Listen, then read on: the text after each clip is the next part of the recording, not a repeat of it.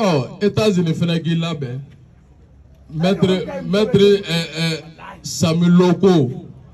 ko diɲɛ yɔrɔ yɔrɔ la ni kɛlɛ ye inévitable ye k'i fɔlɔ k'i bolo bɔ wallahi quand l'accroissage est inévitable il faut frapper le premier an labɛnnen don dɛ an labɛnnen don et ils vont nous attendre très prochainement an labɛnnen don k'o de fɔ MINUSMA ko la laɲini ye min ye tuguni ka embargo kɛ anw ka jamana kan o rapport kuntan de don k'an ka autorité militaire lajɛ k'olu condamné CPI ko la ka yɛrɛwolo condamné CPI ko la mais anw tɛ chiffre ko dɔn minnu bɛ chiffre dɔn olu de ko chiffre 13 ye chiffre porte malheur ye o ye article min kɛ anw kan yɛrɛwolo kan o ye chiffre o bɛ article 13 de la MINUSMA ka premier mois 3 premiers mois ka trimestre fɔlɔ 2022 janvier février mars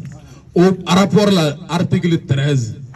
ko yɛrɛwolo ɲɛmɔgɔw ka ɲi ka taa CPI la an bɛ yɛlɛ de la an bɛ k'u makɔnɔ mais a bɛna ja a tɛ mɛn quoi a bɛna ja a tɛ mɛn wallahi on est très déterminé k'an ka jamana kumabɔ min ye embargo ye u ka rapport b'o laɲini parce que ils parlent n'u bɛ ka kuma ko exaction kɛra ko génocide kɛra u bɛ taa siya dɔ ta ko fulaw de fagara ko civil de fagara ko terroriste ma faga o manamanakan o caman de b'u da anw ka jamana kɔnɔ dɔgɔnɔ de fagara suraka de fagara u bɛ fɛ ka nin siya saba de manipuler Mali kɔnɔ o la an bɛ siya saba interpeller il faut qu'ils soient très vigilants les Peuls, les Touaregs, les Dogons il faut que vous soyez très vigilants ni wagati in kɔnɔ u bɛ fɛ ka aw siya saba de manipuler ka Mali kɛ tombo ye aw kana sɔn an b'a dɔn aw tɛ sɔn 10 ans ils ont échoué u bɛ ka kuma fɔ mais jamana wɛrɛw kɔnɔ u sera ka réussir a la kalo saba an bɛ peuple malien de fo pour sa grande intelligence. Nous sommes un exemple mondial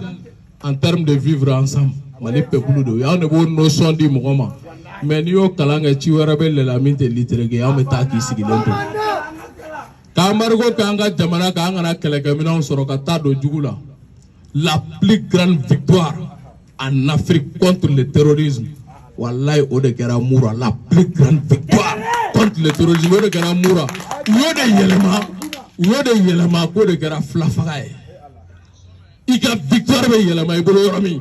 ka k'i jalaki ye ka essayer k'i ka surasi ɲɛmɔgɔw k'u surasiw galabu faga u bɛ ka faso kumabɔ ka jamanaden minnu bɛ ka wuli ko an ka karangadaw sa k'u b'olu fana galabu faga a wuli ka jɔ la laɲini dɔ de bɛ nin bɛɛ kɔfɛ et nous devons nous assumer face à l'histoire. Deuxième point n'o ye MINUSMA ye CEDEAO ka communiqué ye an ye CEDEAO ka communiqué ye an y'a ka communiqué mɛn